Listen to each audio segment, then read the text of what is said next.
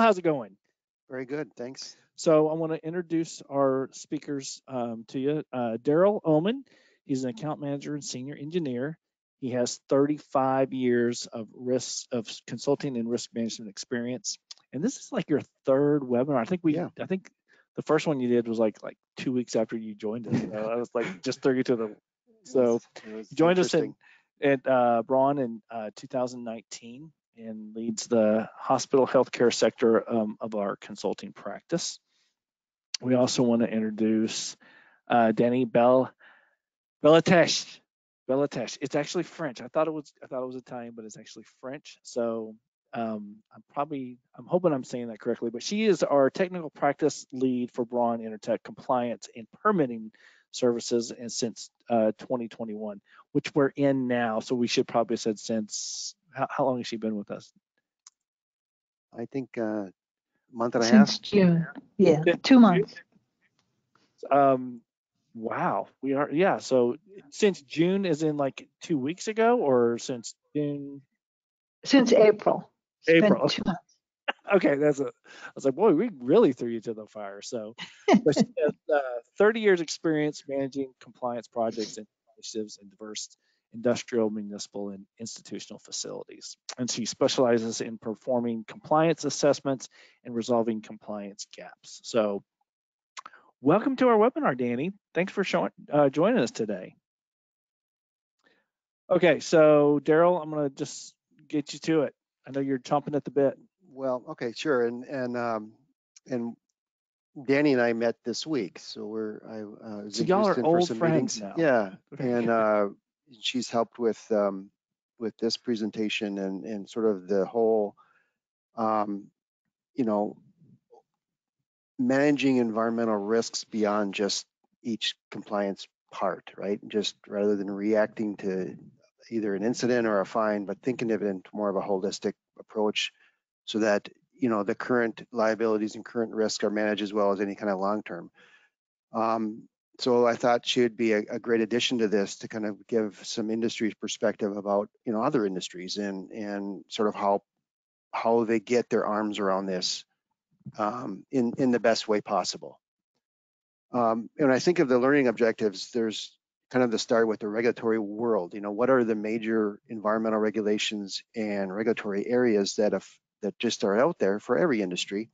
And then for specifically the hospital world, how do they differentiate those from the other compliance things that they have to, or regulations or accreditation organizations that they are subject to.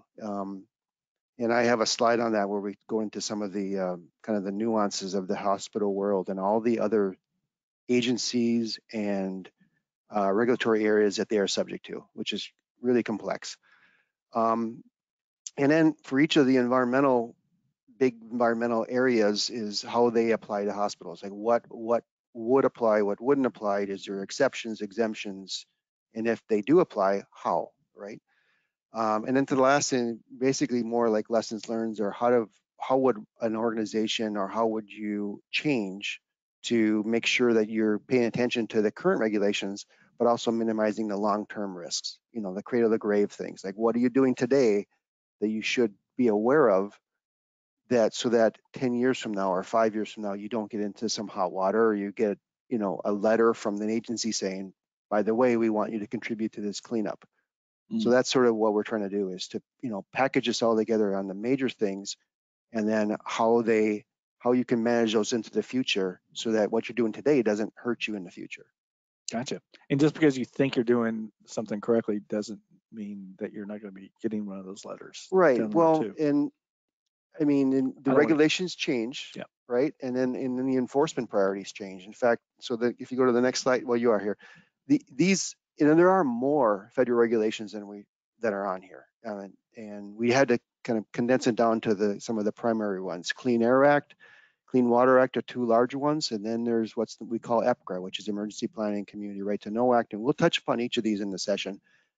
Resource Conservation Recovery Act. For those of you, I've done several webinars like this, and we've covered these in that one, RCRA, in more detail in the previous ones.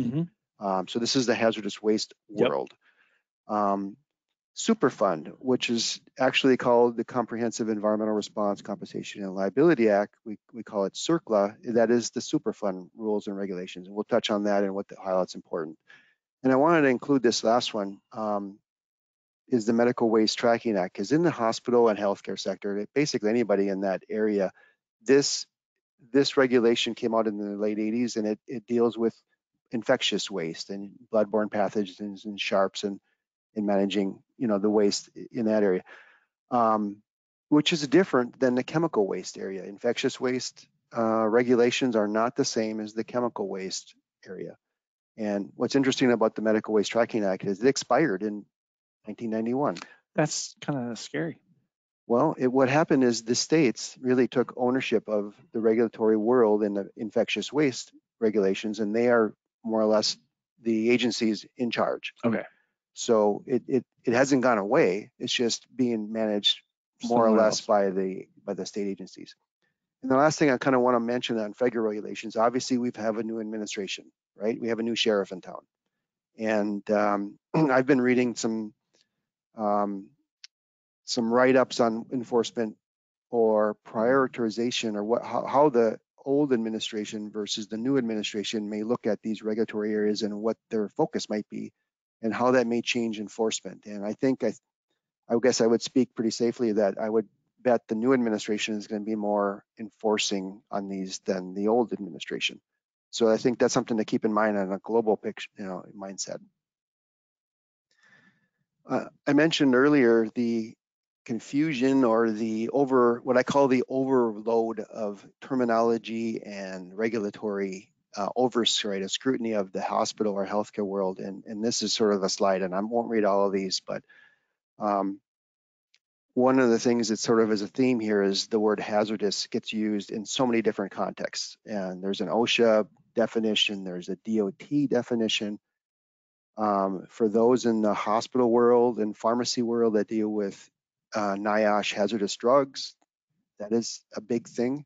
And then in the EPA world, you have hazardous waste, hazardous pharmaceutical waste, and you have hazardous air pollutants. These aren't the only ones, but what the theme here is, the word hazardous is used so many different places. It's very easy to get them confused and not differentiate that these are actually different regulations and different terms. So this is what I find when I go into a hospital or hospital system, or we are working on a specific corrective action, is the blending of all these terms.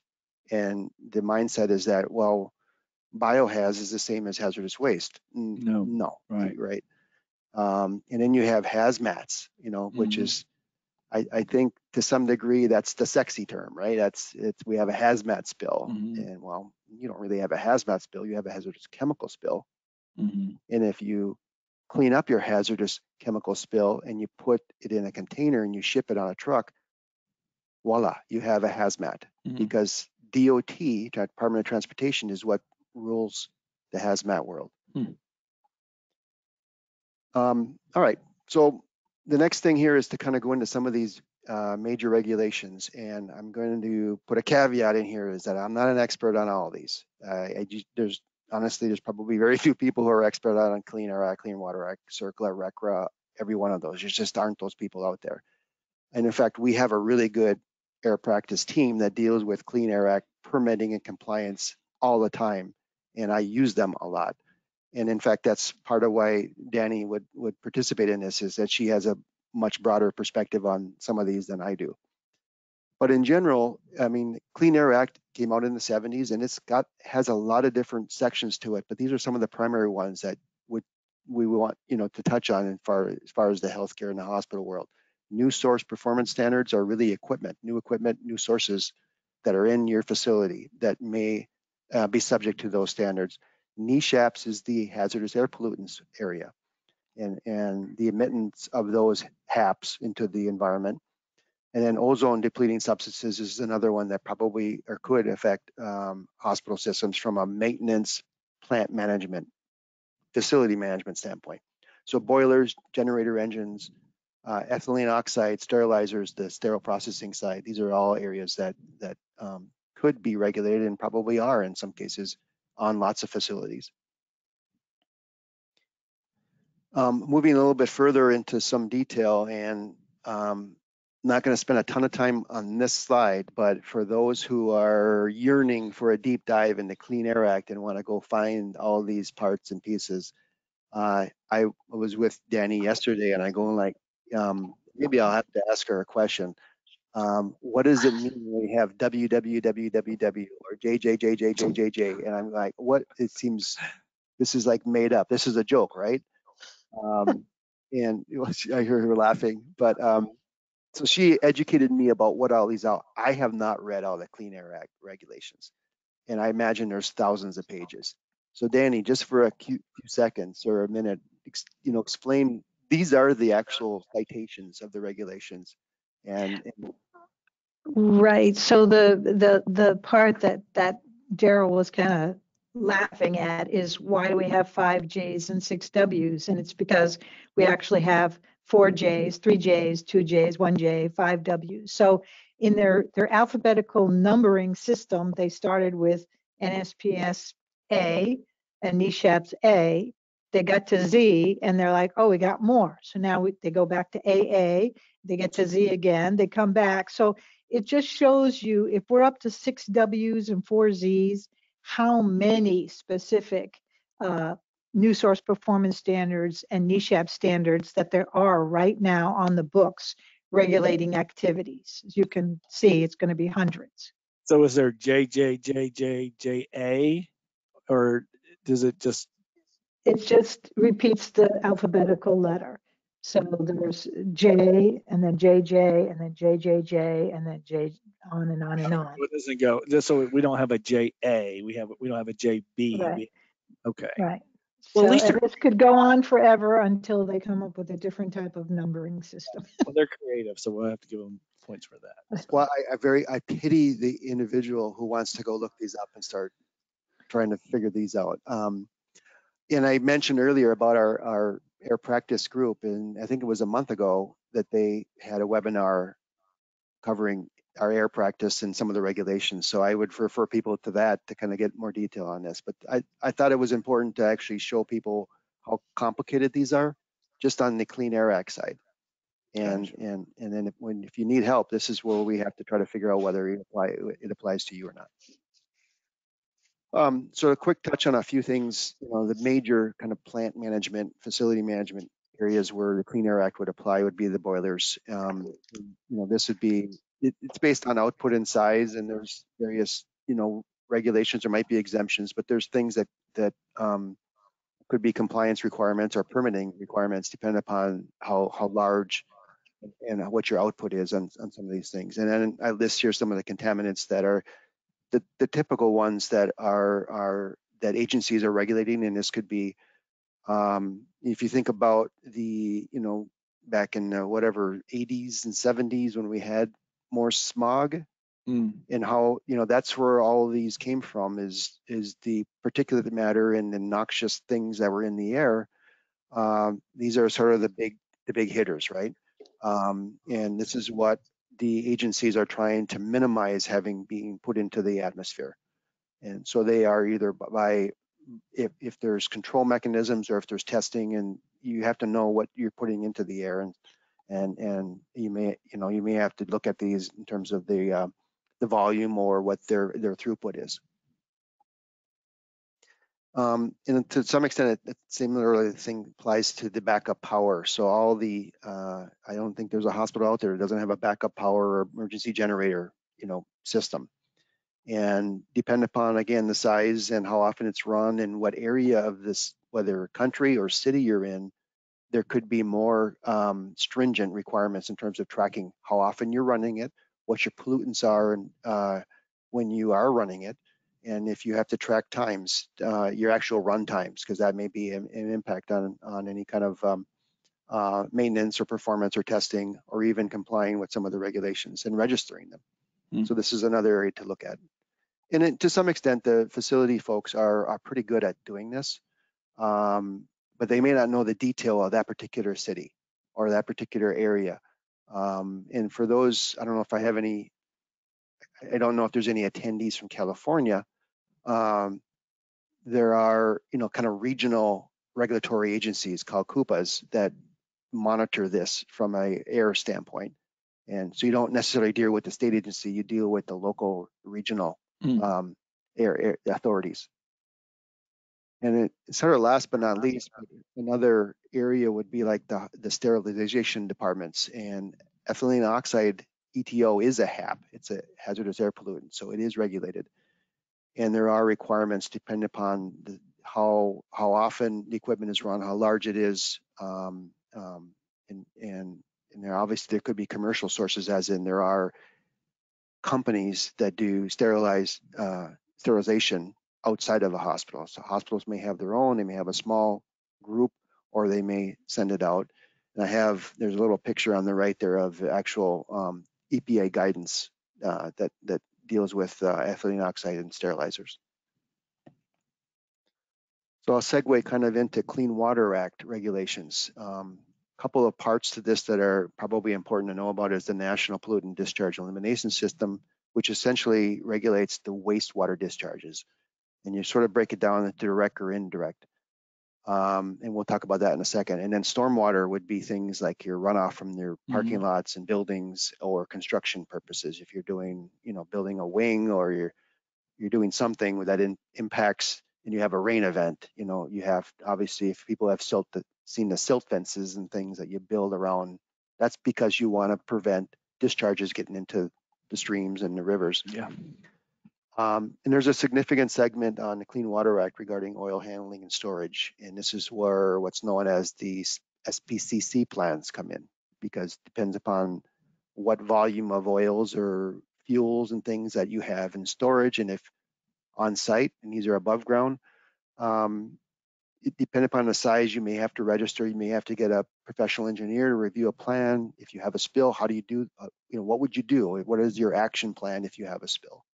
And again, this all relates to Clean Water Act. The purpose is to prevent spills and releases from getting into the rivers and streams and into the environment.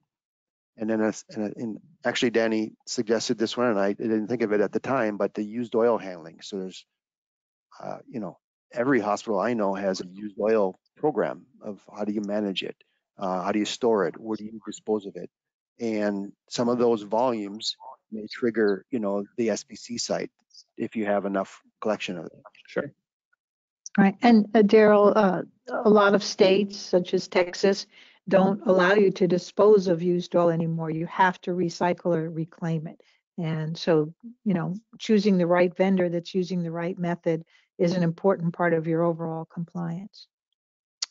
Yeah, that would be one of those letters that you got where you thought you were doing something right, but if the guys that aren't processing it right, you can be in some trouble there. So, well, it's remind me of that as we get into the Superfund and CERCLA, because there's a component of that. Okay, very good. See, I'm above the curve. Yeah. That's actually a surprise for me. I'm getting you there, Lance. The next one is on the wastewater side. So most hospital systems are indirect dischargers. Their wastewater goes to a municipal treatment works, which we call a POTW, publicly owned treatment works.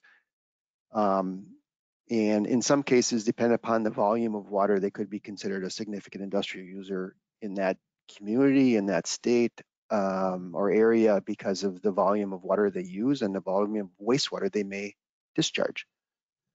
And I have a little slide here or some bullet points here of what, if you think about what is going down the sewer system in a hospital, the local POTW has some general requirements. In fact, if you look them up, they're called ordinances or city requirements. These are the same thing. These are the things that they don't want in their sewer line. They don't want anything in terms of explosive or a fire hazard. So anything that's flammable or volatile. They also regulate corrosive discharges. There's a pH range that is acceptable and won't affect their wastewater treatment plant. Because if you think about a publicly owned treatment works, they're basically, it's like it's a bacteria process that breaks down the wastewater so that it can be discharged into a river or a lake or some other mechanism. They're not chemical treatment facilities. And so, things that show up in their wastewater treatment plant that mess up their process is not a good thing for the environment. It's not a good thing for that POTW, because now they have an upset and they have to figure out, well, where is this coming from? Why are we getting a bunch of oil and grease from, some facility? And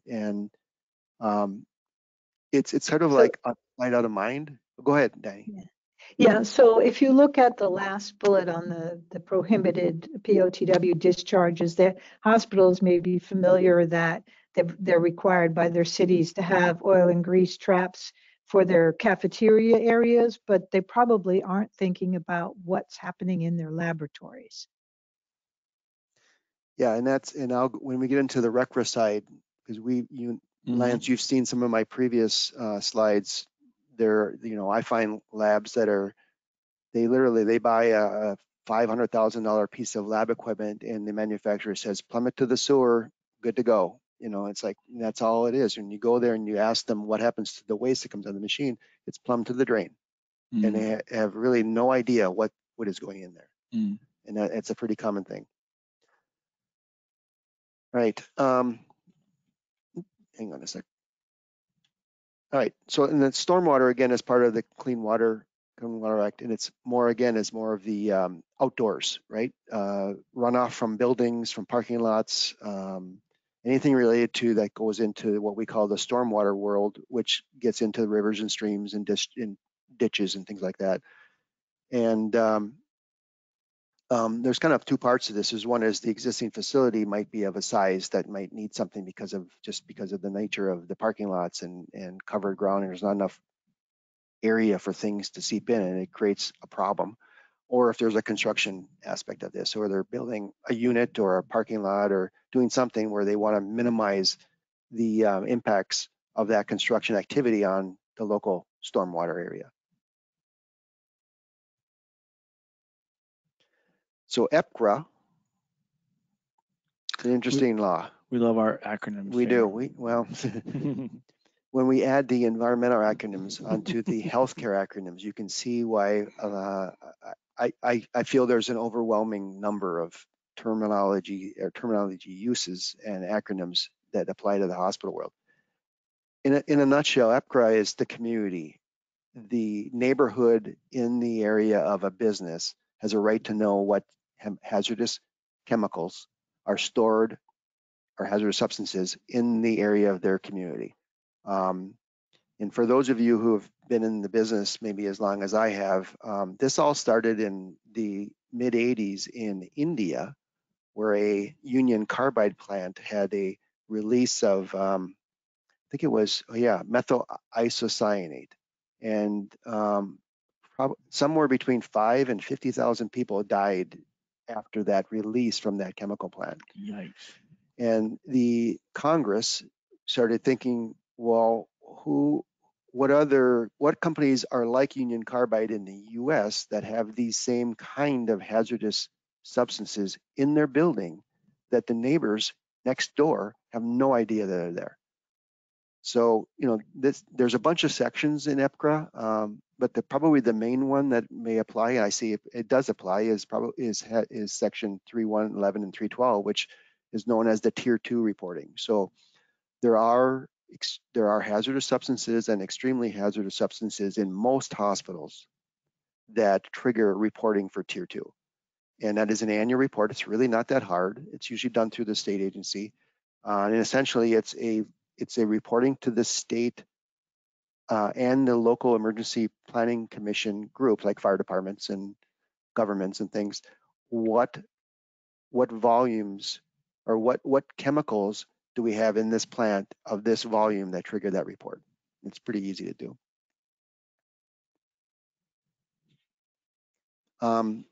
The next one, RCRA, is the hazardous waste world, and I won't go into great detail. We've covered this extensively before, but it regulates the hazardous waste of a generator. A generator is the property, is the building, it's the business. And if you think of a hospital, yes, it generates hazardous waste. And it could be hundreds of things, it could be thousands of things, depending upon how large they are.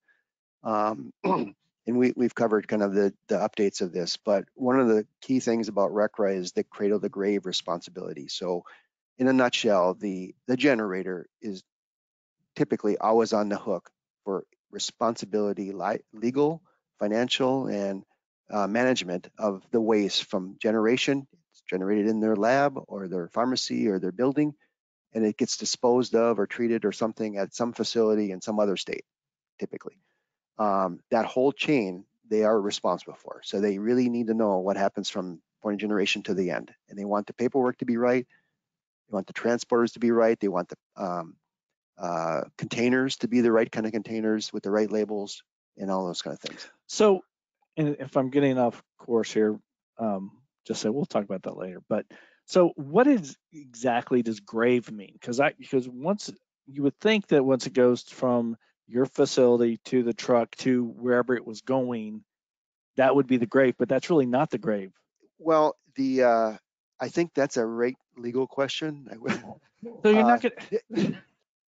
Well, Lance, this is the grave came in when RCRA first came out because the majority of hazardous waste were being buried. So the idea of burying your waste is where the grave concept came up. But obviously it's morphed over time where the grave may be an incinerator and there's nothing left but, some air emissions and some ash. But it came with that idea that stuff that was buried in the ground. So you were responsible all the way to where it was buried and while it was buried. Yeah, and this goes into what we call mitigating the long-term or the future liabilities by doing things right up front. You're probably never going to eliminate all your liability, but you can minimize it from getting back to bite you. Yeah. By doing things the right way. And it's almost like your proof, right? When, for example, when a TSDF, when the treatment facility is kind of finally done with its treatment or disposal, they are required by law to send a signature of the manifest back to the generator. It's called the third signature page. It's returned to the generator. That paperwork is more or less like your documentation that you followed the rules, it went to this facility and it's been treated or disposed of in the correct way, in the right manner, and that kind of puts closure on it. Doesn't mean it eliminates it perfectly, but it's the best thing you have. Mm-hmm. Okay. I don't want to get too far off of that because I would have a lot of more questions on that. But and then RCRA was modified in '84 to include some aspects of the petroleum storage tank area, more specifically of the underground world. And I just about every facility or hospital I've been in has an underground tank for storage for fuel, heating oil, things like that. And then there's standards related to monitoring liners, release detection, things like that.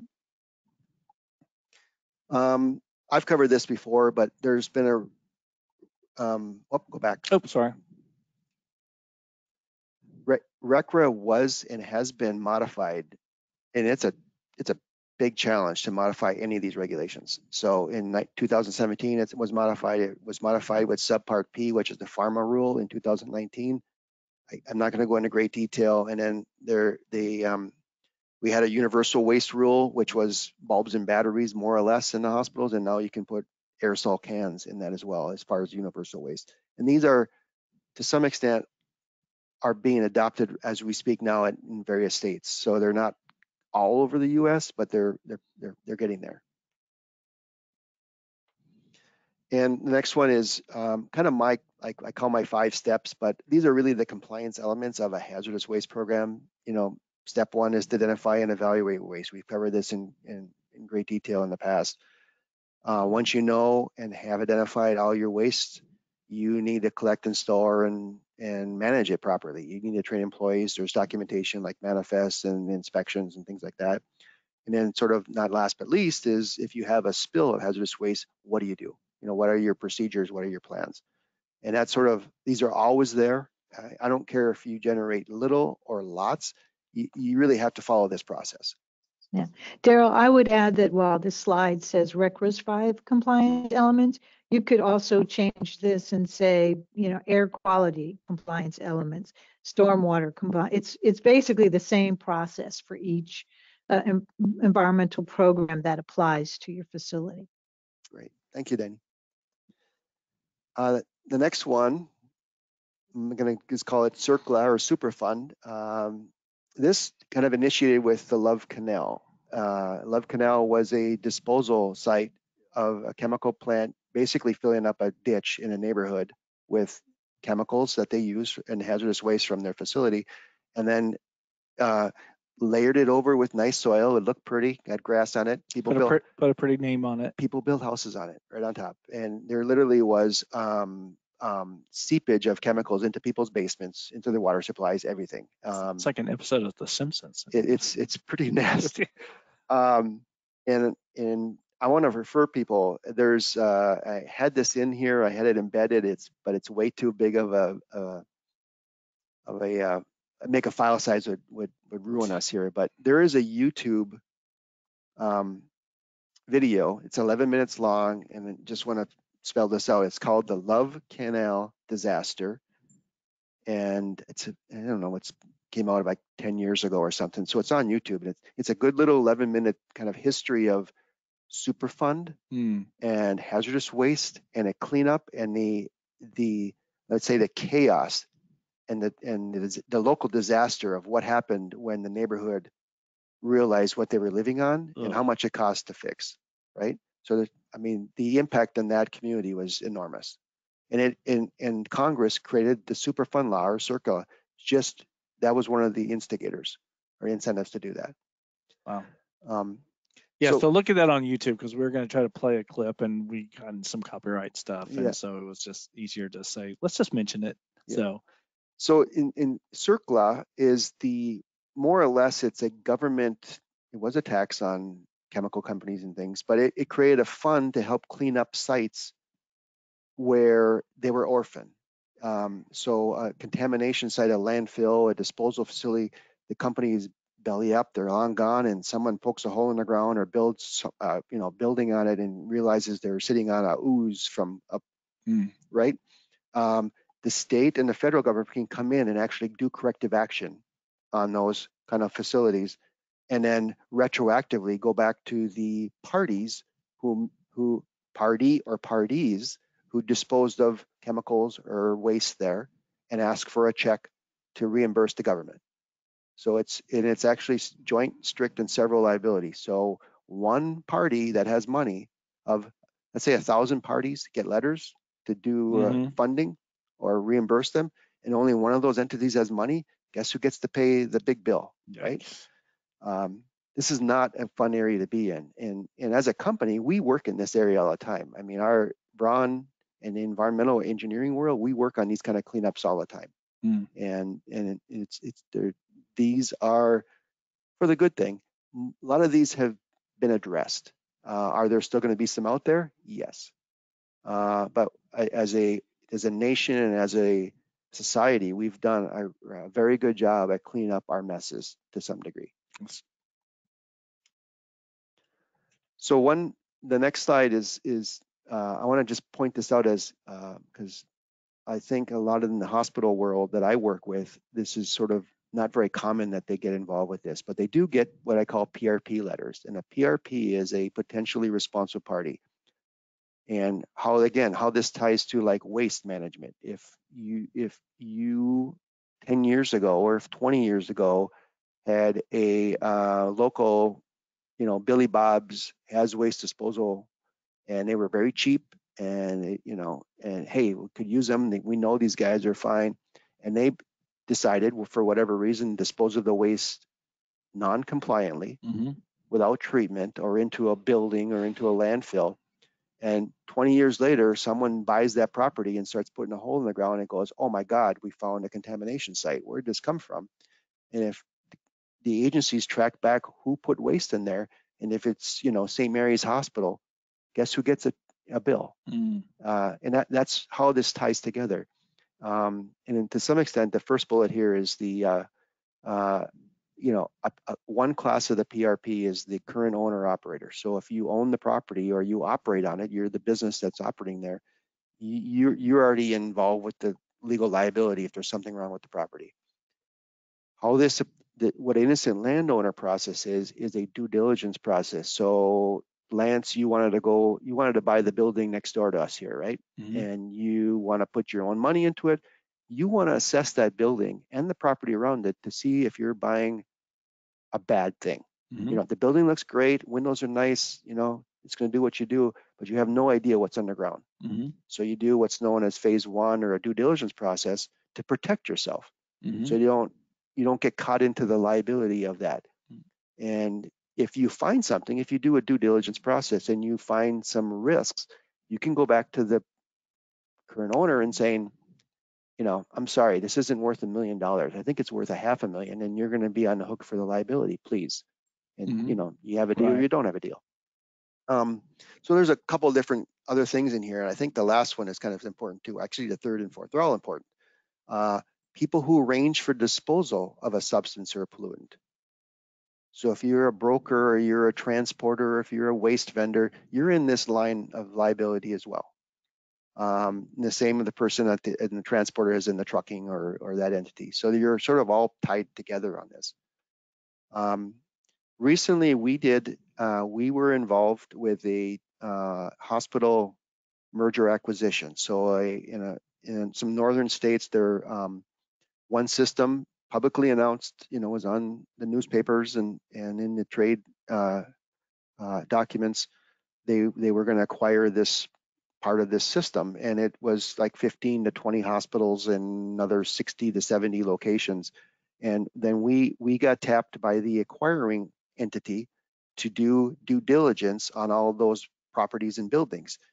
And we also included what we call an in compliance review or compliance assessment. So we kind of did, what are the risks of buying that property and building? And what are the risks of owning and operating that building from a compliance standpoint? Did they have the right permits?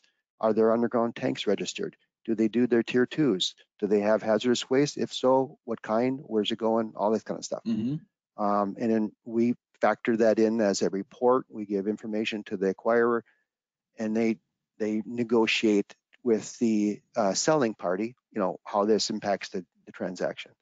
So that's a real life case of what we call environmental due diligence on a merger or acquisition type of work. The same process kind of you follow that in a property acquisition. So just go and buying out buy a retail property. Well, you want to look what's underneath the building, and that's, you know, we call that our phase one process, and we do those all the time. Yeah, you can get sticky. So this is the next slides here are really more of, all right, you know, here is the regulatory world, how or if any of these or all of these impact or should be addressed or viewed or understood by the hospital or healthcare world. This is where we go into some suggestions and management practices, and Danny, just go ahead and feel free to speak on any of these. But I wanted to start with, you know, all right, and they seem pretty simple, and there's probably more, but, you know, what would a reactive environmental risk management program be? And this, honestly, this isn't just for healthcare, this could be for any organization, but specifically in the hospital or healthcare world, the accreditation organizations such as Joint Commission and DNV, and there's many of them, they're the organizations that survey and assess compliance with Centers of Medicaid and Medicare Services. So that really affects funding. And hospitals have to comply with CMS regulations, and the Joint Commission and other organizations that do surveys or reviews of surveys, they're the ones sort of doing, you know, helping. Are you complying with CMMS regulations so that you can maintain your Medicaid and Medicare funding, which is a big deal in the hospital world. Because if you don't have that funding, you're pretty much going to close the lights and close the doors. I joke about this, and you've heard this before. When and those of you have, maybe there's some on the call on the webinar, where I first joined the world of the hospitals, and I had a tie on and I had a clipboard, and I'm walking through a hospital, and everybody thought I was a Joint Commission surveyor, and I'm scratching my head and going, I've never heard of Joint Commission. You know, why? Who are they, and what do they have anything to do with EPA, right? Well, I had to learn the hard way. So from those that are in the hospital world listening, this is a big deal, and you have to kind of factor this in when you're doing any kind of other compliance work. in the hospital world. The second bullet is like the visibility. Remember we talked about cradle to grave? Mm-hmm. It's not something that's kind of thought about in the industrial world, like manufacturing and refineries and chemical plants and railroads and all these kind of other industries. They have to be taken account, and they have to minimize any kind of long tail liability. Mm-hmm. You know, what they do today and how they manage, whether it's waste or how they clean up a site or handle a spill, could have a tail of liability if they don't do things right. And this isn't really visible or accounted for in the healthcare system world that I work in. It's usually more reactive, like, oh my God, we got a letter. You know, why did we get a letter? Who I don't know anything about, you know, Superfund. Why would we be? We're a hospital, right? And the third bullet here is about single departments. There's kind of more of a legacy is thinking that one department can manage all this at a hospital or a system, like one individual or one department, whatever it's facilities or safety. It's sort of impossible. And and we'll go into this about how to change this, right? And then kind of the last ones here about the expertise in-house. There are some, in fact, I have really good friends that work for systems who are environmental engineers, and they have cleaned up sites, and they're very good at managing these things. But that expertise is pretty few and far between in the hospital system world. You have some safety, you have some facilities, you have pharmacy, you have very, very professionally trained individuals, but not really the same kind that we are in our business. But it's getting there, and that just seems to be a characteristic that I've seen in some reactive programs. The next one is sort of what actions to consider, right? We have a reactive program. We're always writing checks, or we're always, you know, it's all hands on deck. We have an inspection. Here's an example, Lance, and I may have talked about this already. With COVID, there was the number of inspections probably went down a little bit on site. So this was last, for those on the call, I think this was in September last year. A hospital in Massachusetts, in the Boston area, got a letter from the state agency saying, we are doing an environmental audit of your facility. And it had, I think there was 2 or 3 pages of environmental documentation, permitting, you know, all of these sections, you know, Superfund, RCRA, Clean Air Act, you know, we want to see this. Well, that was all hands on deck, right? And what was kind of happened is that each department sort of hired their own or had their own way of doing with their own stuff, but no one was looking at the whole building. So facilities had its own engineer and consultant piling together its stuff on Clean Air Act and boilers, and then safety and housekeeping, pharmacy were kind of thinking about the pharmaceutical waste. Lab was doing their own thing. Plus, they were probably a little busy with COVID. Yeah.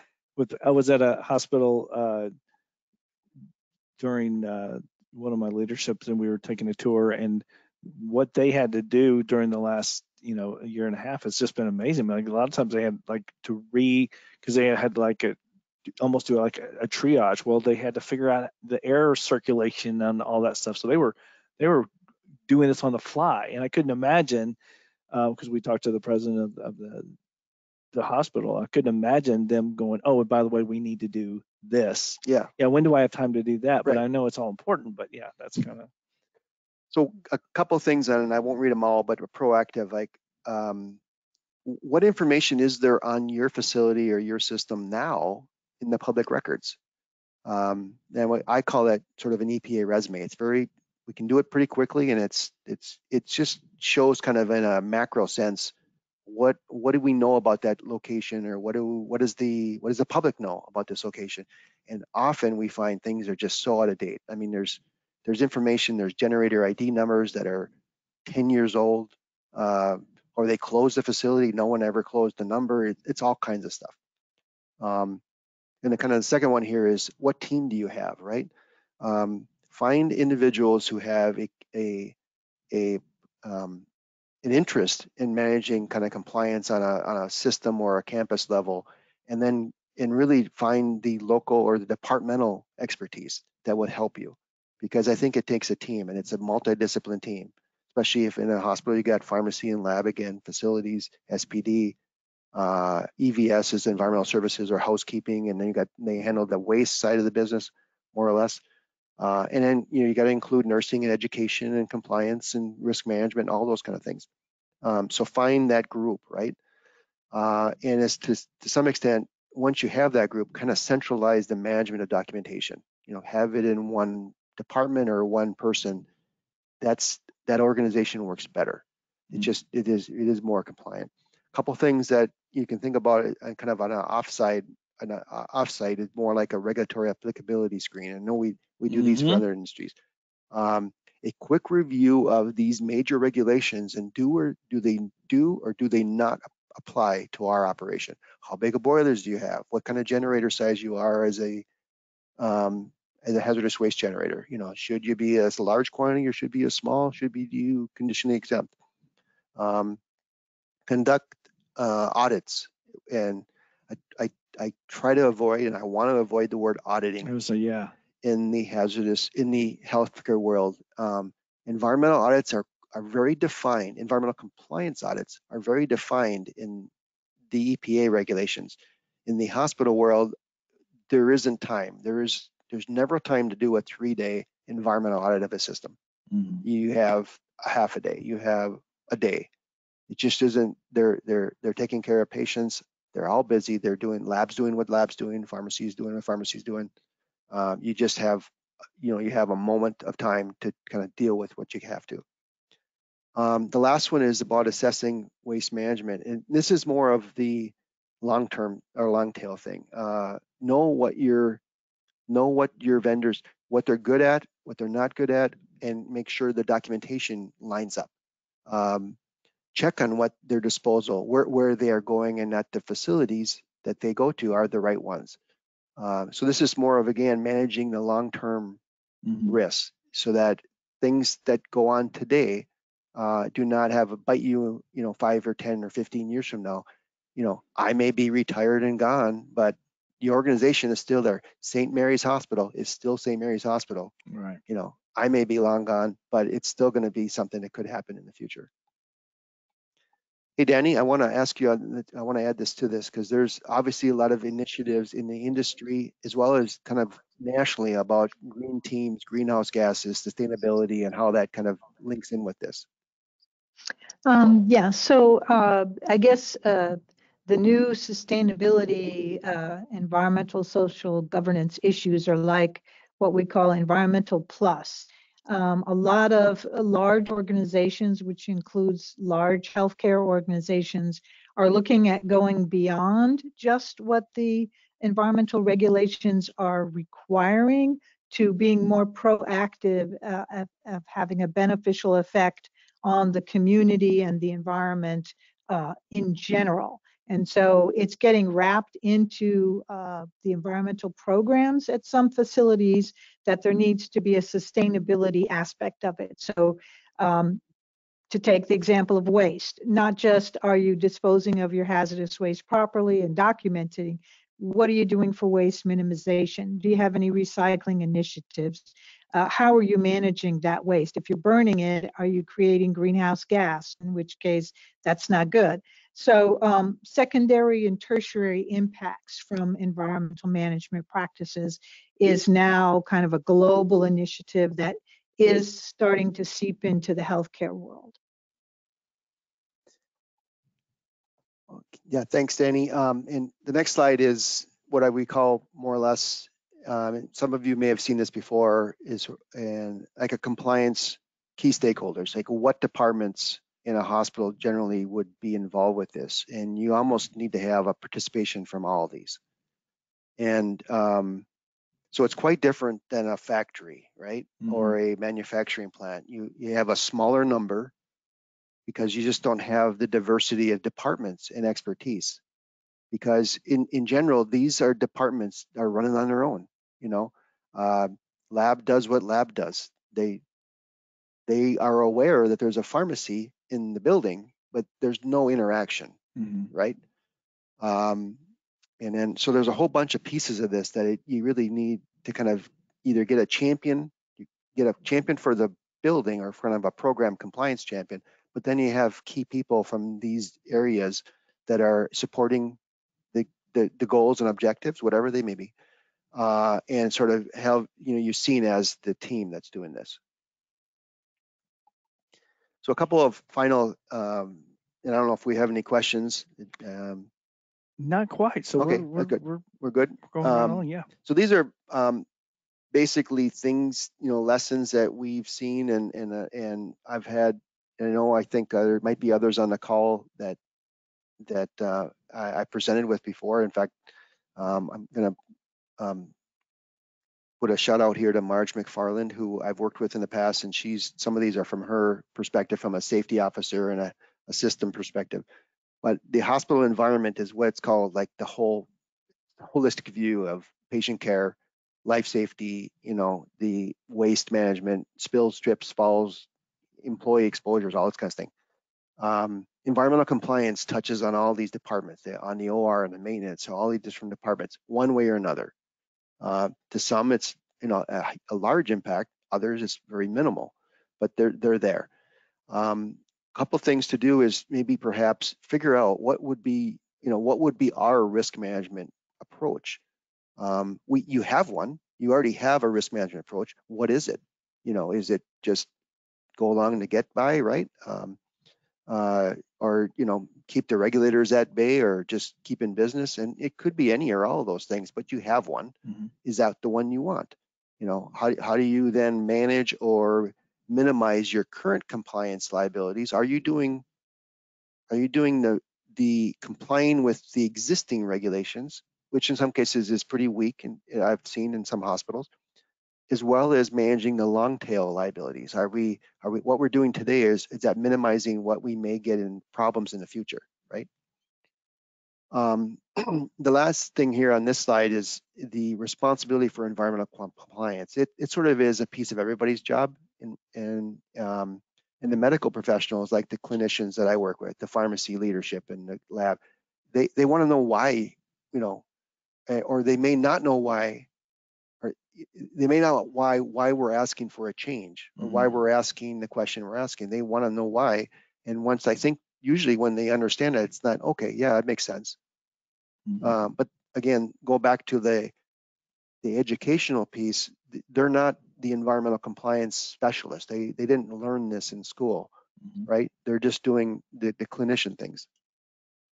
And then the last one, and I'll open it up to Danny too for any kind of comments. Interdepartmental involvement, the champion of the program or compliance, again, tapping the skill sets and the resources and the interests and the passion that might be in certain departments. And you may find some that don't participate. Some of you on the call, I've been in hospitals where X department could care less. They just don't want to be a part of what's going on. They're too busy, or they don't think they have a role in this. And so you have to kind of cajole and convince them that they have to come on board. And what are the other obstacles? Don't forget that the medical professionals are not, EH&S people. They don't live that world. They're taking care of the patients or keeping the lights on in the building. This is kind of the fun one here is, why do, and I was in a leadership meeting this week with our company and challenged the status quo. Well, this is the way we've always done it. I stole that from one of our, I think we talked about that this week. What are our processes? Can we change something? Some things can't be changed. In pharmacy, you have X number of pharmaceuticals, prescription drugs. You can't change all of those. They may be changing over time, but there's some that you can't get rid of. I mean, there is no alternative for certain things. Yeah, and just because you don't care about how things are done doesn't mean you're going to be held responsible for those things either. Well, the organization will be held responsible. And not you too? Well, you could. So that's for some of the regulations in terms of like falsifying records or just ignoring them. Yeah, you could be. The agencies have the enforcement capability to have criminal penalties. You can go to jail if things are wrong, really wrong. There's not a lot of judges that would by the "I didn't care, Judge." I didn't care, Your Honor. Well, and Yeah. I don't know, Judge. I didn't know, Judge. I didn't know. So this has been a longstanding enforcement message in the environmental field for a long time. The fact that you didn't know isn't a defense, because if you are touching these things that have environmental responsibilities and liabilities, somewhere within the organization, there's someone who is supposed to know. So you can't say, well, we didn't do it because we didn't know that regulation existed or that requirement existed. Ignorance is not a defense in the environmental field, because someone in that organization job was to know. And whoever that was and rolls up to, that person should have gotten the message out. So ignorance is never a defense for not meeting your environmental requirements and liabilities. And the last thing is that you have to think holistically. There are so many support services for a healthcare facility. Yes, the purpose is there for healthcare, but it can't exist without these support services. And the regulations that apply to them are pretty much blind as to whether it's in a hospital or it's in a chemical plant. It follows the equipment and the activity. So, while you can say, well, we don't do that, we do healthcare. But to do that, you need fleets of vehicles, you need fuel stations for your vehicles, you need boilers for your steam and hot water, you need sterilizers, you need, your maintenance folks paint the facility, they use solvents to clean stuff up, your labs are generating hazardous waste. So it's more than just healthcare. It's all the support activities that go on that are kind of dragging you under this bigger umbrella of environmental requirements. And at the very least, you need just some high level assessment of what are they and how are we doing. Yeah. So basically what they just said is that if you're on this webinar, now you know. You can't say you have no excuse now. So we might be called, did they attend this webinar? I don't know, Your Honor, but they're on the list. So, but well, thank you guys for attending, and thank you for presenting. I know doing these webinars is a lot of work, and I definitely understand that. And thank you for spending your lunch hour with us. If you have any questions, which I'm sure you should, because I do, and this isn't even my field, but there's our contact information, so they'd be more than happy to answer any specific questions that you have for your facility. But Daryl, Danny, thank you so much for joining us. I'm happy to do it. It's fun. It was. Thank you. And then our next webinar is Concrete Back to Basics. So Alf and Ron are going to be doing a live webinar on the basics of concrete performance and covering pitfalls for engineers and contractors. So we're definitely changing gears on that. So you guys have a great, I guess we're coming up on a holiday, so have a great holiday, I guess in a week or so. I can't wait, but it's the countdown. So have a great day. Thanks for joining us. Thank you. Be safe.